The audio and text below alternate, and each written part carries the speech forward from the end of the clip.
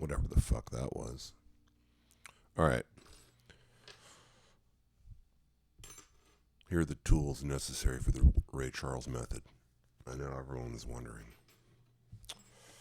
You have to have a guitar and an amplifier. Right now I'm plugged into this Strymon Iridium sort of digital preamp thing that sounds alright, I guess. Fine, whatever. I also have other digital effects. Strymon ones, cattle and bread, whatever. Pedals. I got pedals. Some of them are digital. And what else do we have going on? Some monitor speakers, but I only play out of this when I'm recording these videos, so I also have other amps. Small wattage Fender amps.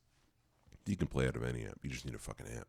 You need to be able to play it loud. That's the point. And you need guitar.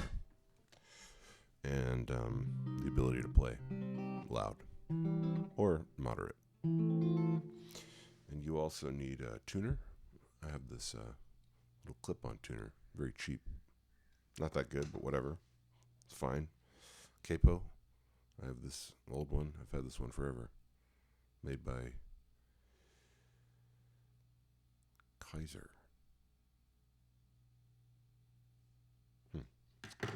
And I have some slides. Always good to have some slides, different kinds. I have a bunch of glass and 2 glass and a metal one. This glass one is kind of tapered. I don't know if you can see that. It's got a wider end on this side. I'm not sure. Maybe that's for fat fingers. And I have different picks as well. I have thumb picks. Some of the thumb picks have a little angle on the tip. They're for pedal steel guitar. But you can use them on any guitar, of course. This one's old. It's made by Zookies. You see that? Zookies. Large, but it's really not that large. I have huge fingers.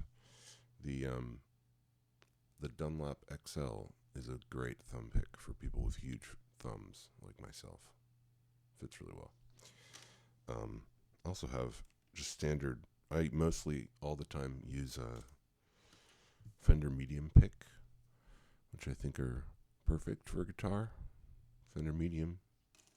But I also have Fender thins and Fender heavies.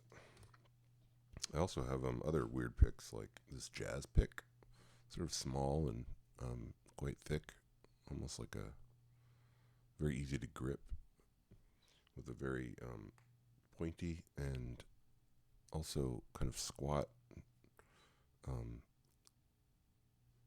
sharp end, so you can really do a lot of pinch harmonics accidentally with it, which is cool. And I also have these specially made.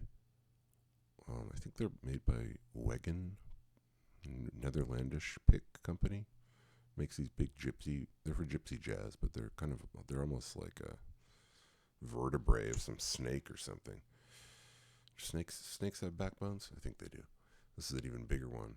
It's called I forget what it's called, but it's like the Chungus one, the huge one. It's like a black. It's almost like a piece of like a black stone or something.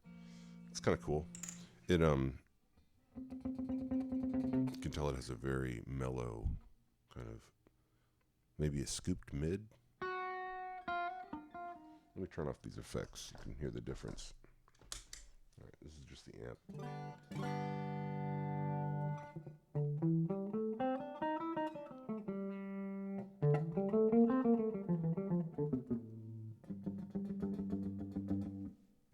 Never mind. I forgot to turn the flanger off. Has a very crisp top to the note.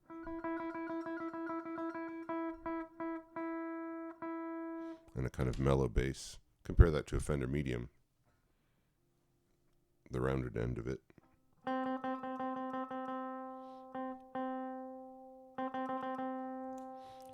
Versus the big black thing.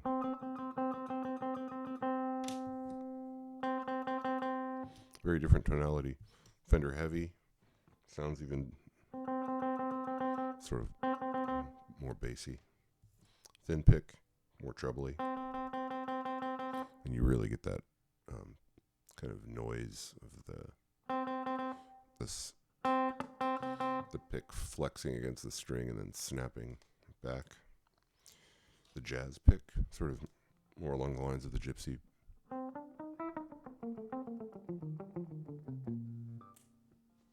Anyway, here's the big white one.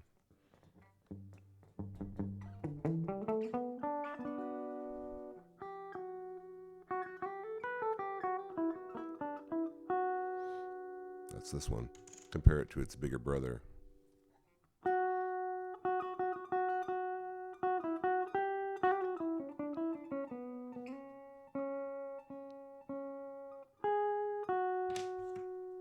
Switch back to the white.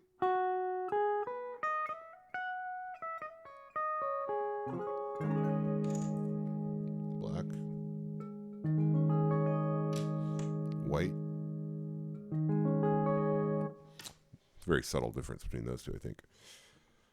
But I also have things like metal banjo picks, which I find amazing to use on guitar.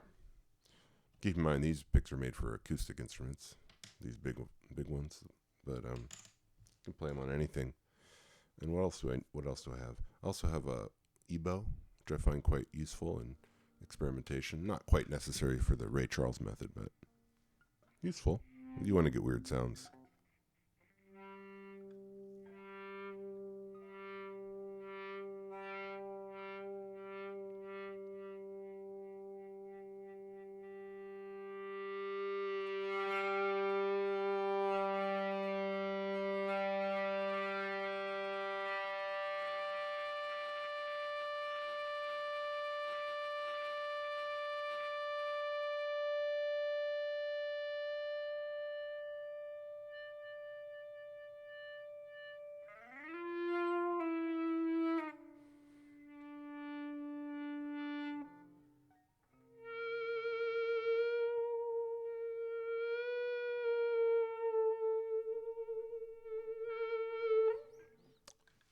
These are cool, especially for making loops. All right, that's enough out of me.